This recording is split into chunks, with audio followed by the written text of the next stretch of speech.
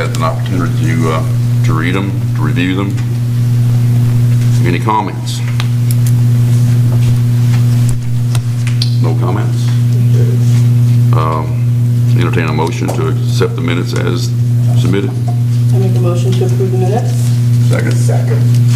All in favor? Aye. Aye. So approved. All right. I'd like to call the Planning and Zoning Commission public hearing items.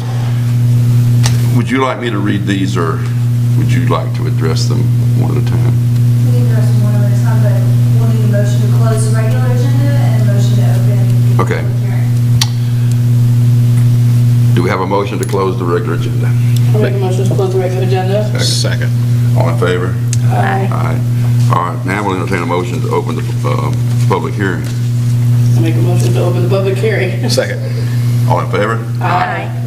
Okay. Now we're in public hearing. Good evening. Good evening. These first two items are related. It's a rezoning and a conditional use that you've seen previously. So I won't go into great detail with it unless you have any specific questions. Originally, it was deferred due to traffic concerns. But since that time, the Board of Commissioners has moved forward with a project also located on Highway 17 and is now doing a corridor study for Highway 17, but wants to keep moving forward with projects and not wait until that's completed. So at this time, staff is actually recommending approval for this project as well, based with the following conditions: that they get their GDOT permit obtained, and that a traffic design analysis is approved by our engineering department. And I can answer any questions you have about that. Is this different from what was recommended in the packet? Yeah, it was originally recommended for deferral, but since that was published, the Board of Commissioners has decided to move forward with that corridor study, but doesn't want to hold up projects that are located along Highway 17. Right. So just for public knowledge, there will be other industries or things such like the storage units close to where this parcel is? So the other project was for, it was multifamily, and it wasn't located right next to this parcel. Okay. But it was just along 17. Okay.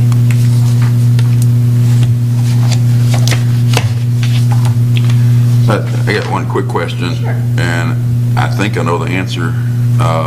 The Clarktown Road, this drawing infers that it's a earth road or a dirt road, whatever you want to say, but I'm pretty sure it's a paved road. Is that not true? I believe you're correct, but I cannot tell you if I'm. Well, I looked at it on the aerial photo earlier, and it appears to be, but it was a dumb question, I guess, because I'm looking at Highway 17. It has the same symbol, Yes. and I know it's not. No, it's dirt. certainly paved. So, okay. Do we have any more comments? And I do know the applicant is not here this evening. Okay, is anyone here to speak for the applicant? Nope. Mr. Chairman, before we get into the public comment, I do want to clarify for the record, because we didn't read this. There are two matters before you, item 1 and item 2. I think what Sarah was trying to say is she was addressing both of them because they are together. The first one is a rezoning application with TR Long acting as a representative. That request is to rezone the property from RR1, rural residential, and they're requesting it be to general commercial. The second item is a conditional use permit, because a mini warehouse does require a conditional use permit in this zoning district. While it is fine to take public comment and have the public hearing for both items kind of concurrently or together, these items will require separate motions, though. You will have to do each one as a separate motion. And to clarify for the record, on the conditions, are those conditions, Sarah, for the rezoning, or are they for the conditional use? For both. For both. So they are for both. Thank you. Okay, now we're open for public comment. Yes, for both items. Okay, for item number, the military come out at me now, Zulu pound 252-21, and for Cup pound 174-21, is there anyone here to speak for or against it? Against. Would would you like to come to the podium and please state once you get in front of the microphone, state your name and address for the record. My name is Olivia Tulloch. My address is 74 Clarktown Road, and my home is directly across from the proposed either entryway or exitway of this proposed project Okay, is that on on Clarktown. Clocktown Road? Okay. Yes, sir. All right. And you just want to go on record as stating you're opposed to it? I'm very opposed to this project.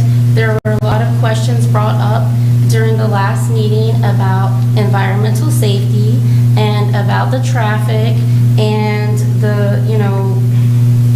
a lot of stuff. I'm sorry, I'm not good at public speaking. Never mind. But I believe that the residents that live surrounding this area deserve a no vote for this, and that's for several reasons. One is we simply don't want it there. We did not move into that area to look at commercial property. We moved there to be excited about our little piece of barely there woods, to enjoy the birds and what nature is left there on that little neck of the woods. More importantly, we do have a lot of concerns with the traffic, which I will not bore you guys with that because I know I ranted on that forever last time. And I know that they finished a traffic study recently and they're going to make some traffic changes and the flow of traffic. They're doing something where we have to make a right-hand turn only or something to see if that will improve the traffic conditions. I believe that if traffic is a factor in this, which it is, that we should have another round of traffic, sorry, I lost my train of thought.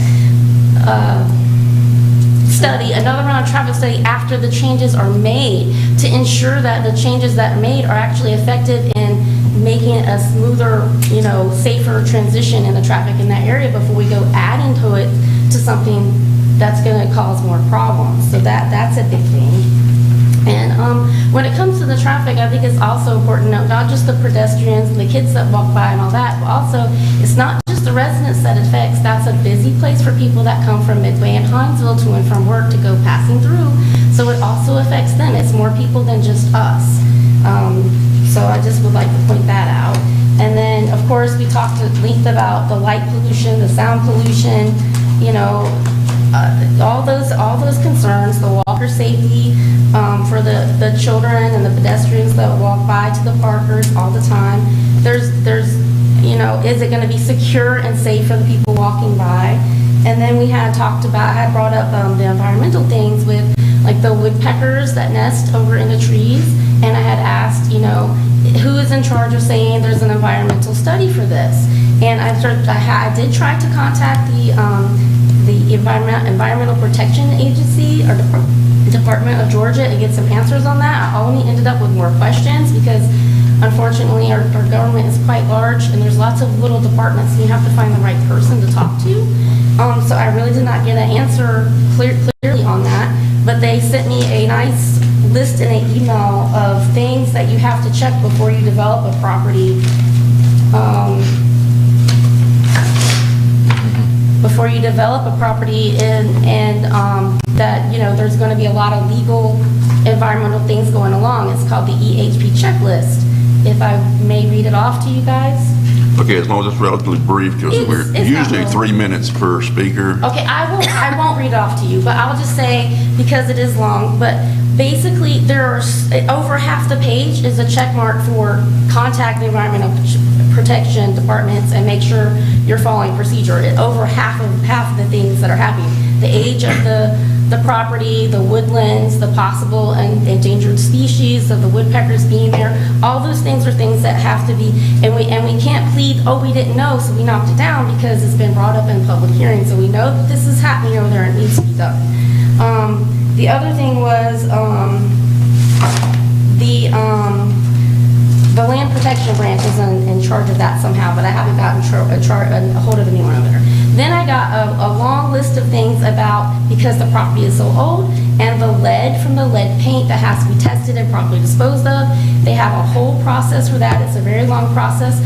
We don't know who is in charge of taking care of that properly. Is it going to be the engineering that are developing the property, or does the property owner need to take care of that beforehand?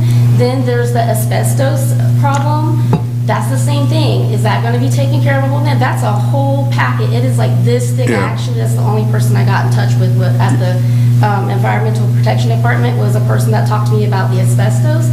And they emailed me and they sent me a little, like, you have to have all these permits, you have to go through certain contractors, the waste has to be done, you know. Yes, ma'am. I don't mean to interrupt you, but two quick statements, and this other ladies and gentlemen may want to say something, but the existing house is going to be removed completely.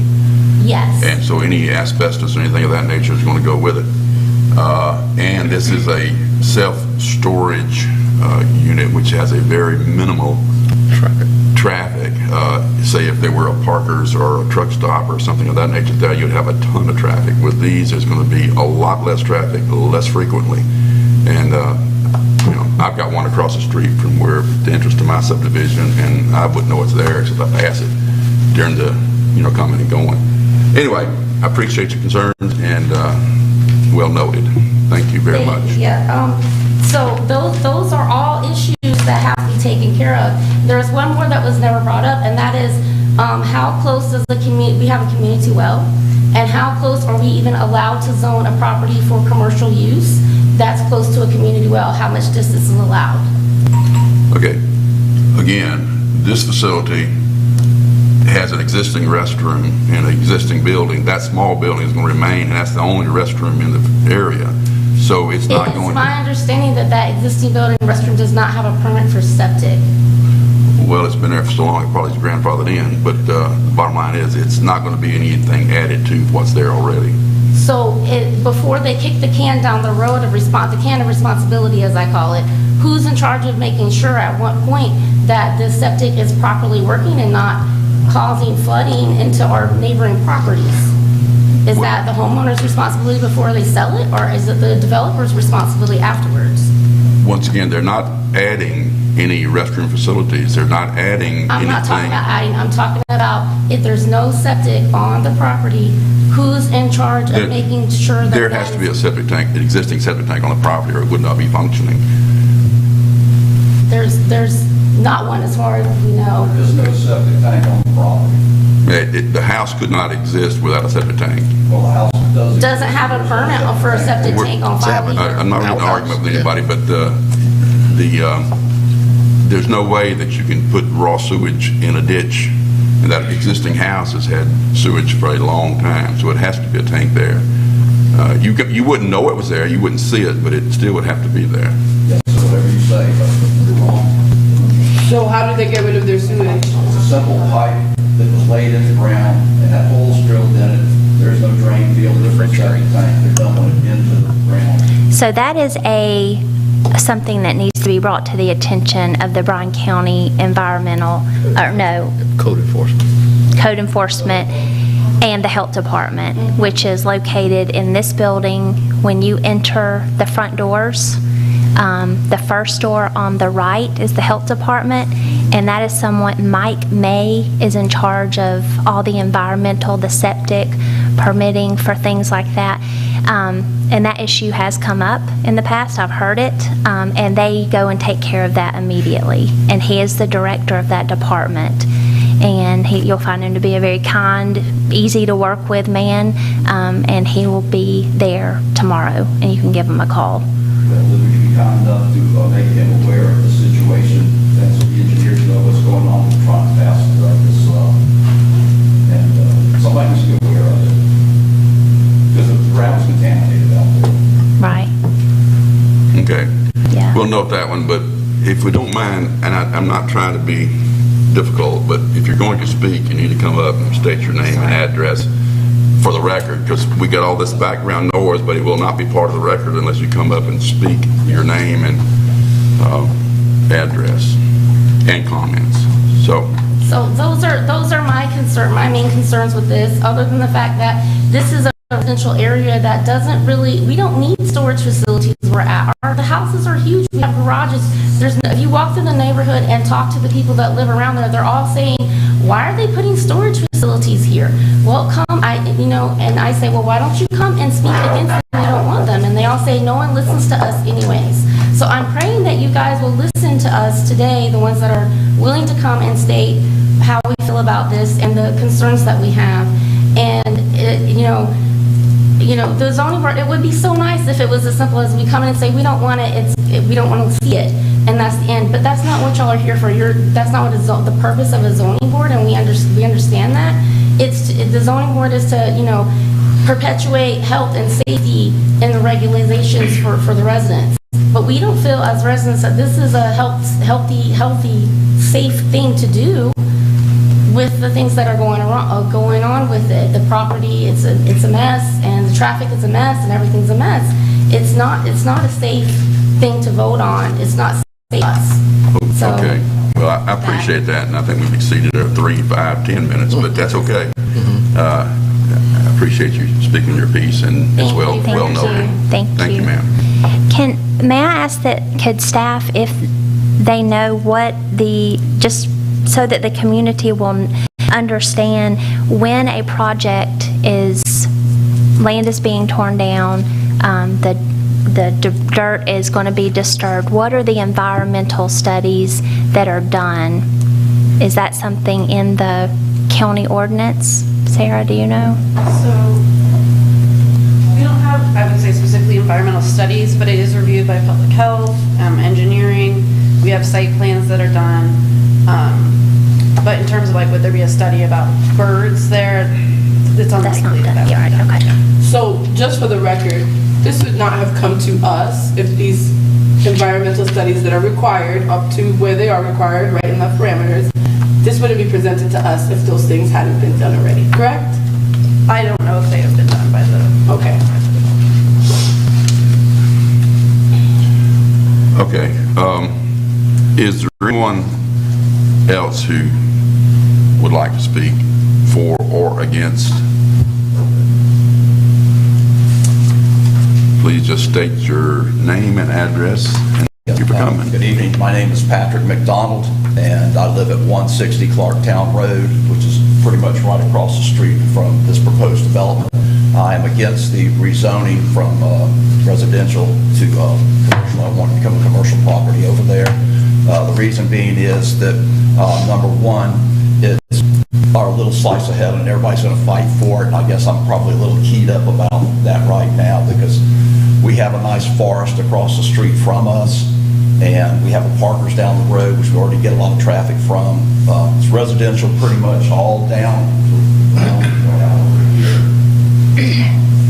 We have residential over here now. This was residential, still is.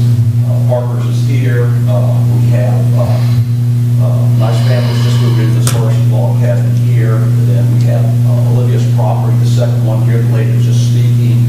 Mr. Gill is the third house, and ours is the fourth up there at the very top. And we kind of look down the catty corner on this. This is all beautiful wooded land right through here, except for the house is back in here, which the current owner has allowed to fall into decay so that she could allow it to be rezoned on the purpose that the house serves no purpose whatsoever now. So it's just kind of sad that she's allowed this to happen, and she's basically in it for the money, which I understand anybody would want to do that. But the previous people that lived there, I know them. They were run out because they wanted to convert to commercial property.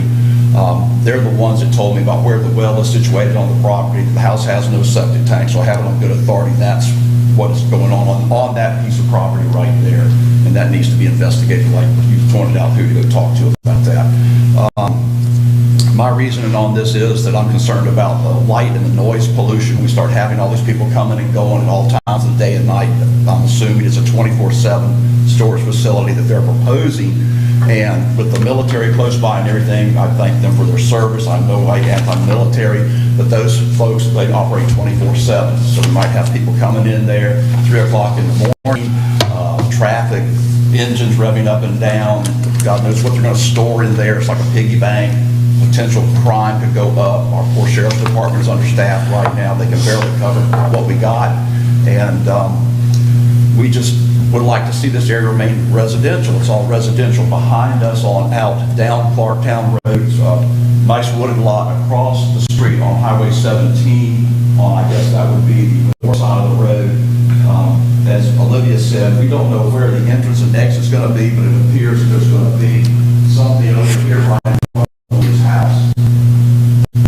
I'm thinking that's what this is right here, and then maybe another entrance in here. And with them changing this intersection here right now, the DOT came in and basically dug up the middle of the median and left a big trench right there now with a lot of standing water in it. They've not really done anything in probably 2 weeks now. Told it's going to be like a right turn only, no crossing over anymore. So you're going to have a lot of traffic coming out here trying to merge with this drag strip they've got out there right now. There's no traffic control between I-95 and 196 way on down here that goes over to Hinesville. So people are running 80 miles an hour up and down through here. And the fact they're trying to turn out, us trying to turn out, once they eliminate this crossover here, all the accidents are going to move from here down to here. And it's not going to do anything for the traffic in that area. So, again, I'm opposed. I'm not going to waste any more of my 3 minutes on this. That's my stance on it. I've been here twice. You've heard everything I've had to say. So, only thing I want to know is, are you voting on this tonight? We'll take a motion on it, yes, and vote on Okay, it. all right. I would like to know each individual thoughts on why you voted the way that you did when you do. Thank you.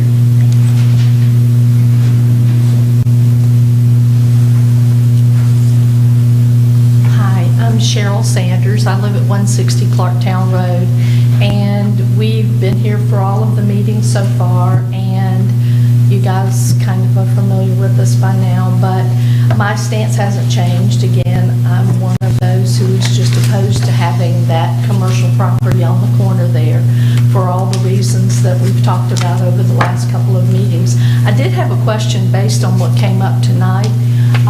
The proposal was made to go ahead and vote on it, even though the TDA, which I believe is the traffic study, so you can go ahead and make, so if you go ahead and make the decision, would that then be something that would not be done until after construction begins or construction is completed? It would be, well, it would be in the motion, but it's in accordance with the traffic analysis. I mean, the outcome of the traffic analysis could change Could change the ultimate decision? It could. So the traffic analysis has to be approved. Okay. By the engineering department, Right. when the traffic design analysis comes in, Sure, and it's a then, tough time to get something like that scheduled right now. yeah, and then it comes in and it is reviewed by our engineer, and he reviews that, and he has that final say to whether it goes, the project moves forward or not. We could vote yes, and if the traffic design analysis, correct, Amanda, comes back and he says this is not, the project would halt, and they would have to go back. Let Audra, she's the head of the planning and zoning, and she can speak better to that. Thank you. Thank you for giving me the opportunity, and I apologize to Amanda. I have been so involved in this traffic study. I want to take a step back and clarify some things, or explain some things to both this board and to the public that's listening as to how we got to this point. There were two projects that came in relatively within the same time frame on Highway 17. One was the townhome development, which we have been talking about, and the other was this project. It's at that time we started the initial traffic analysis, which goes through our engineering department. With the townhome development, we realized at that point that Highway 17 does have some problems, and staff and the Board of Commissioners has heard it loud and clear. Because the townhome development was a little bit ahead of this, we've actually been addressing the traffic issue through that project. It went to the board last week, December 14th, with a recommendation of denial from the staff because of the conditions on Highway 17. The staff recommendation was basically wait to rezone the property until we get this corridor study for Highway 17, and then that will establish what types of improvements do we need and what should we take forward to GDOT. Because at the end of the day, it's a GDOT road. So the Board of Commissioners listened to both sides of the issue, why they should maybe wait on rezoning property along Highway 17 and why they should not. They made the decision on the townhome project to approve the rezoning. Once they did that, that gives clarity to staff as to whether or not we should continue to recommend denial for these traffic issues, or whether or not the board feels comfortable allowing things to go forward while we're studying 17 and make some recommendations about how it should be improved and how we should work with GDOT. And that's how we got here today. With the approval of the rezoning for the townhomes, I'm not saying you should approve this. I'm just saying that staff's issues with the traffic were kind of a moot point, at least for a rezoning issue, that the board is comfortable with those traffic solutions being worked out simultaneously with projects coming forward. So that's how we kind of got here today. As far as the TDA, the reason why we're making the recommendation of approval, but the TDA needs to be completed, is we are comfortable knowing kind of the existing conditions, and we're going to give the applicant time to finish the TDA before they're allowed to pull any site development permits or building permits, and that'll finalize what improvements that they should do as part of this project. And again, recognizing that the county's authority to mandate anything on 17 is pretty much zero. It is a GDOT road, and they are the ones that will ultimately make the decision. So that's how we got there. So it's not that we're stepping away from traffic or not addressing it. We're just going to address it in a little more methodical manner in cooperation with GDOT in this ultimate corridor study, which will probably take about 6 months to complete.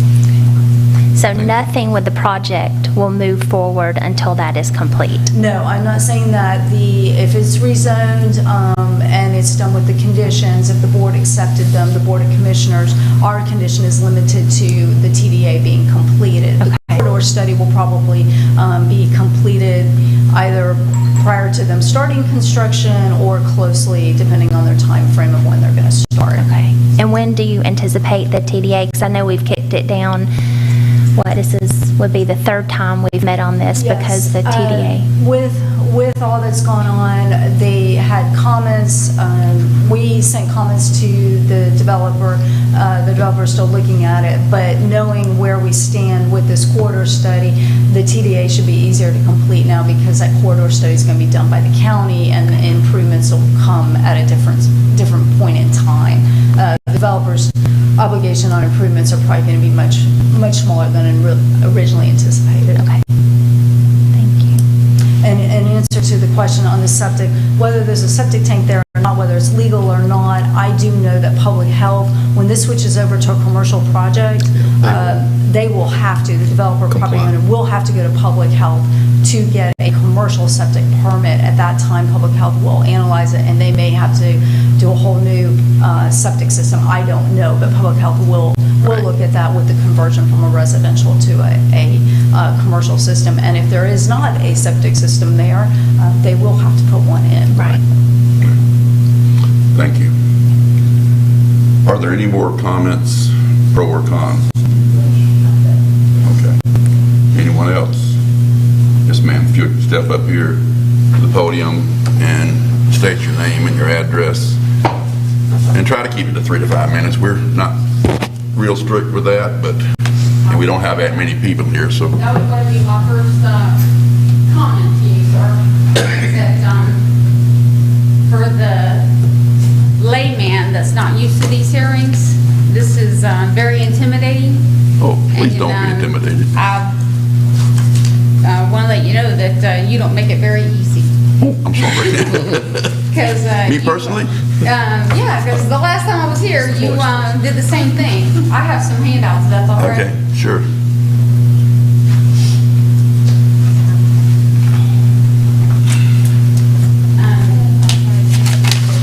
Oh, I'm sorry. I'm Angela Spalding. I live at 490 Wilson Road in Richmond Hill. I'm here to address the Clark County Road where you're wanting to put in the storage. I don't know if you voted on it already.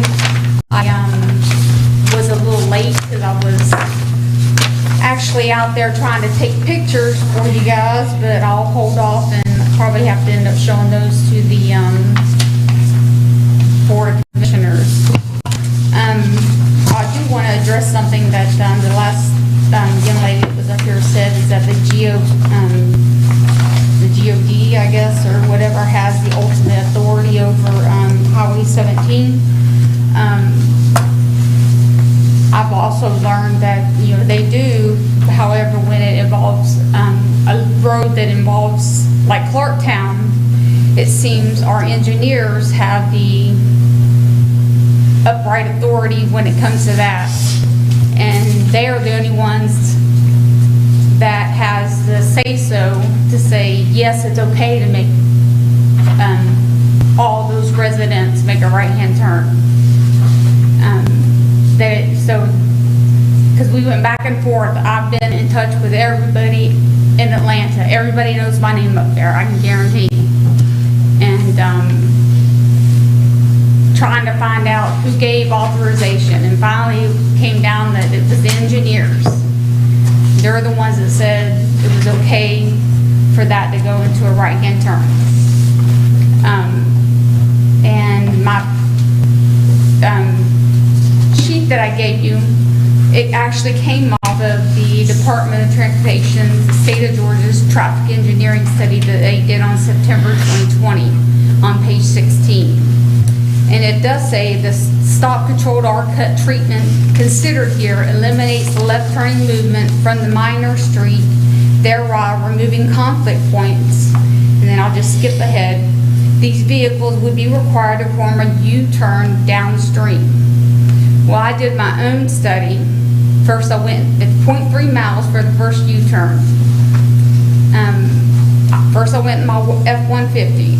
It took me holding gas all the way down to reach 55 miles an hour. To make that U-turn, I did have to take up 2 lanes. So I'm gonna have to wait till 2 lanes are clear to make that U-turn. Then I'll use my Sequoia with my 24-foot camper, which is 43 feet long. I could only get up to 48. Now I'm going as fast as I can, and I'm slamming on the brakes when I get up there, which I never would normally do that. It required both lanes and me going all the way into the median. And that's shorter than a semi. So, and I know on my street alone, there's 3 of us that have CDLs. Now, in regards to them getting rezoned to, B2, I still ask that it's on condition that it is a storage facility. I ask that it's no egress or ingress is allowed on Clarktown Road. The county does not maintain Clarktown Road. Again, I was out there taking pictures, which is why I was late. My printer was too slow for me to print them up for you. But one of the things in the study that was sent to me by the folks in Atlanta was that how long it takes for us to be able to make a right-hand turn, because there is no right-hand turn lane. And I've asked for a right-hand turn lane before. But it's all rocky right there, the road's crudted up and stuff. But that property has plenty of 17 footage to make 2 ingresses and egresses on 17 to where it does not need to access Clarktown Road. Now, just for clarification, Clarktown Road is paved. Yes. Okay. Now, like Audrey had said earlier, improvements on, whether they're initiated by a developer, say of this storage facility or any other development up Clarktown Road, any deceleration lanes or acceleration lanes or right turn only lanes on 17 have to be approved, including the design, by the Georgia Department of Transportation. It is their property, it's their right of way, it's their call.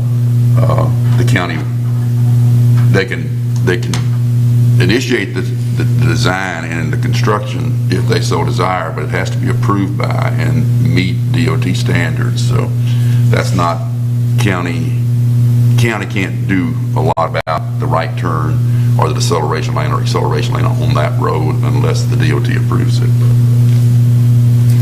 You're talking about from Clarktown making a right-hand turn? Yeah, that's what you were speaking No, of. I was just asking for a extra right lane so people can get in the right lane to make a right-hand turn. Well, that's what I'm saying. Coming on 17, No, you would just get so off they the, can- you'd get into a lane on the right-hand side to make the right turn as opposed to staying in the busy lane of Highway 17. Isn't that what you're talking about? I don't even think that you would need to make it to where it goes on to 17. Well, I think I'm just we're- saying just, yeah. 2 lanes. Right. Go on the right, go to the right. Well, people go, yeah. right again, that's DOT's, and they are studying that area now. There will be at some point in the future some major changes, money available. In the second page I gave you, I'm not sure where I got this traffic engineering study. I don't know, I assume it's one that Bryan County did. It was from 16, 17, and 18, and you can see how few accidents we've had. But if you look at the one that the DOT sent, which, of course, I didn't have time to send that out, but it's on page 7, they have that we had 33 accidents, which means we have roughly 7 accidents a year, but no fatalities. I've lived there 10 years, we've had no fatalities. 9 of those out of the 33 accidents did have some sort of injury. But, Well, the DOT had more than you had. That actually plays in your favor because the more accidents, the quicker they're going to take some sort of action on it. right.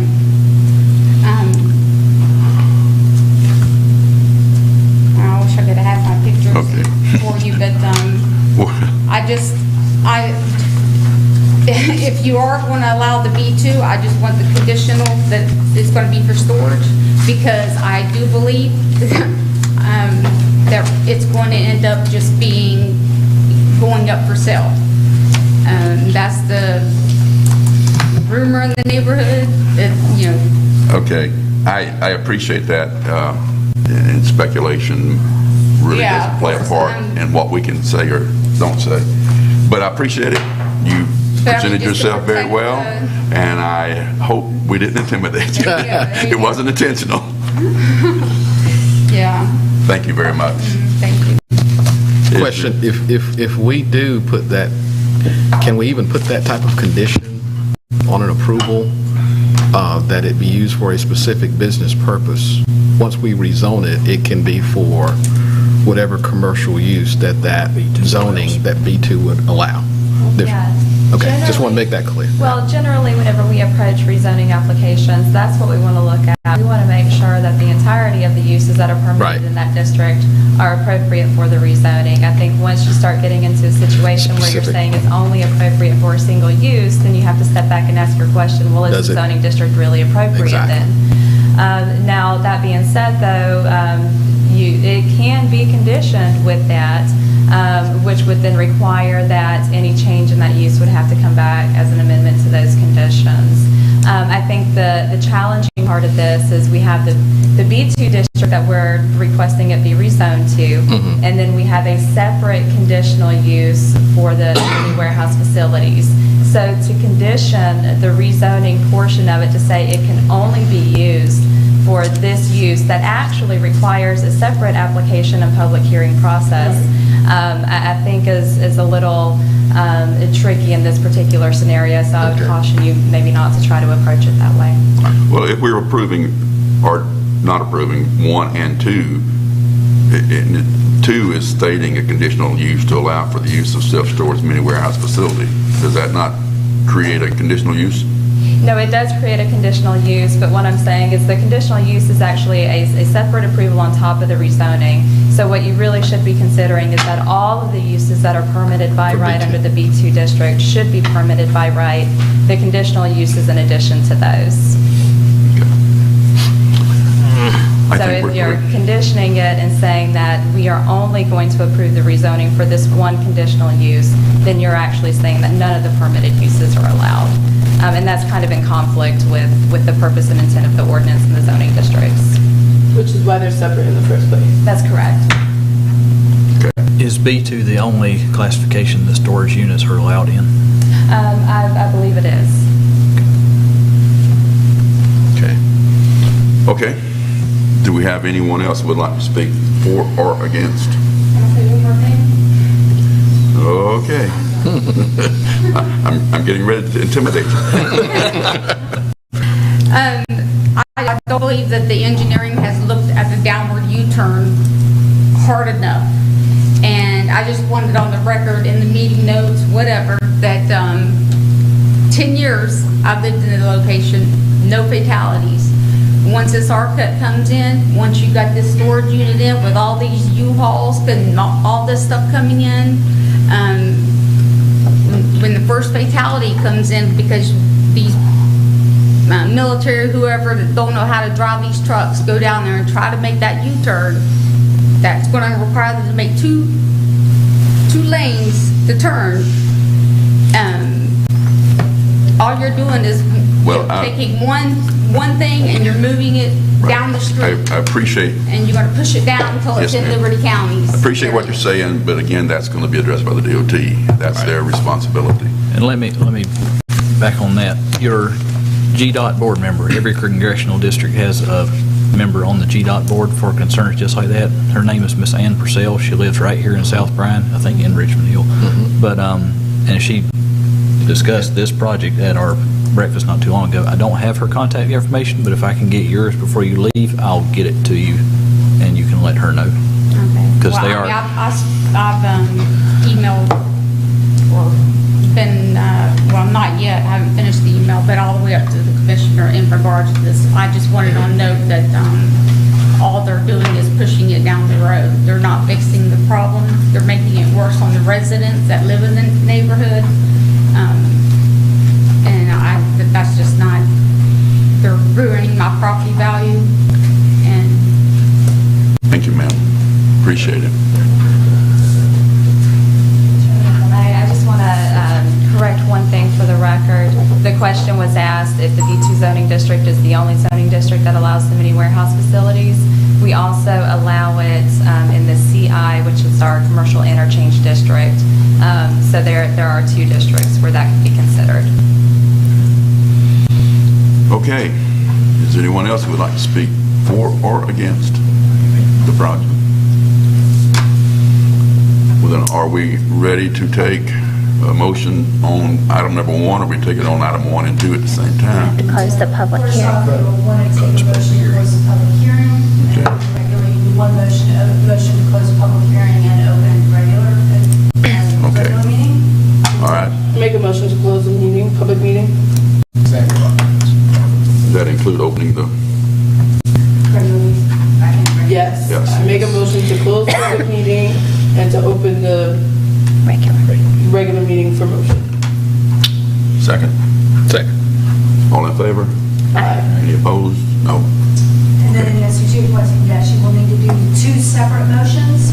One for rezoning. If the rezoning is a recommendation for denial, then by default, when you still have to do it, the conditional use permit also has to be a recommendation for denial because you cannot have a mini warehouse without the rezoning. And this will go before the county commissioners next month, correct, for final January?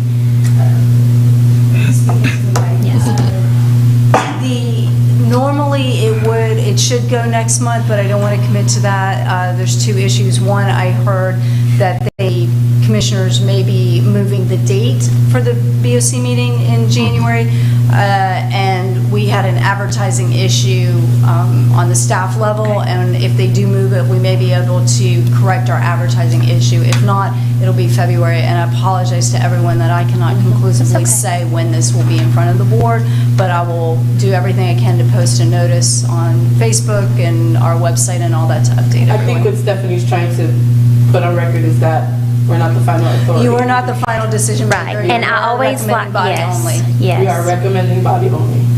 I just like for public to understand that because we are not elected officials. We are appointed, we're your neighbors, and we're appointed to serve for these terms, and we try to learn as much as we can and hear your side. And these are always hard for us because I have the same thing. I have a storage unit close to my house, and you do too, Michelle. And so that came about, and so we just always like to let you guys know and never want to make you feel intimidated because this could be us, in a few years come. So thank you all for coming for 3 months and speaking. Thank you. I'm a little sensitive. I didn't mean to intimidate anybody. It's that military. Is that what it is? I'm sorry. All right, we'll entertain a motion on item number 1, which is Zulu Pound 252-21. No one wants to make the Don't motion. everyone speak at the same time? I'm going to make the motion to approve the rezoning for this parcel from RR1 to B2 general commercial.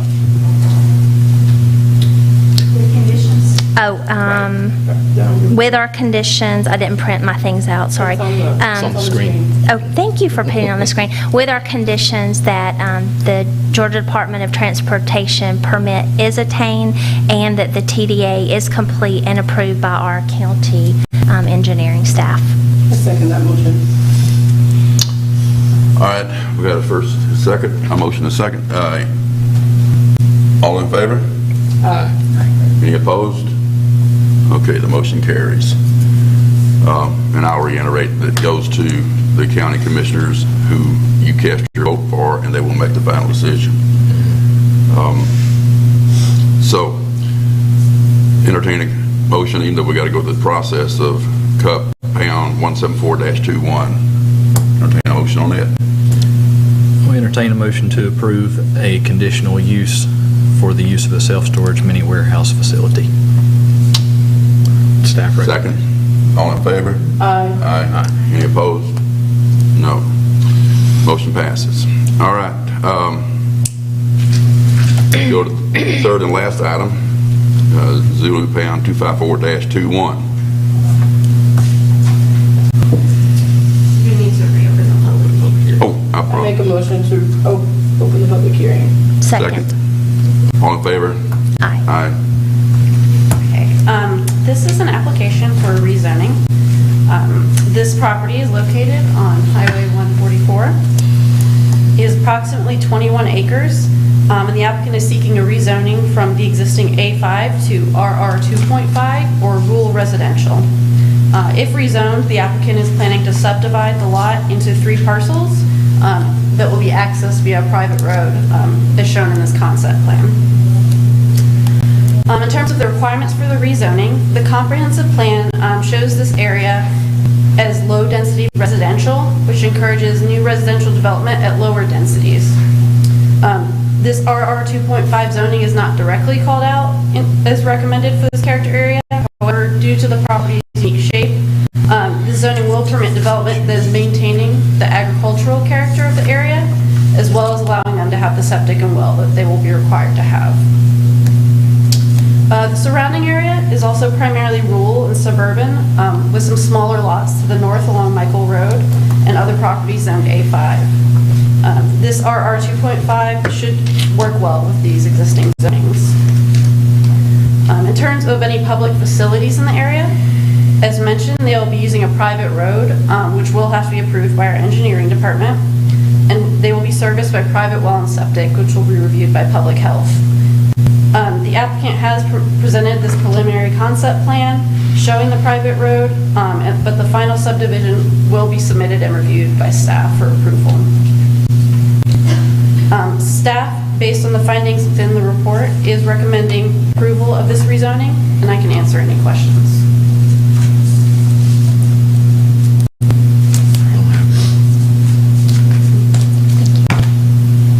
I'll ask one question, only because this has come up before in similar projects. On this private ingress egress easement, it traverses 2 lots before it gets to the back lot. Is that going to be required to be improved for emergency vehicles? Yes, so when the subdivision comes in, engineering will look at that, and then we also will have the fire review it to make sure that they'll be able to access. Gotcha. Very good, thank you. Good point. Now, do we need to go into public hearing for this? The applicant is here as well. Yes. Okay. Do we need to come into public hearing, though? Oh, we are in public hearing. Well, see, she wouldn't be intimidated if she was still in here. All right. Would the applicant or his representative like to speak? If you would, just come up to the podium and state your name and address for the record, and Larry Galbraith, 420 Kilkenny Road. this is your property? Yes, sir. Okay. Any questions for Mr. Gill? Negative? You just got to see your lovely face for a few minutes. I wasn't even intimidated.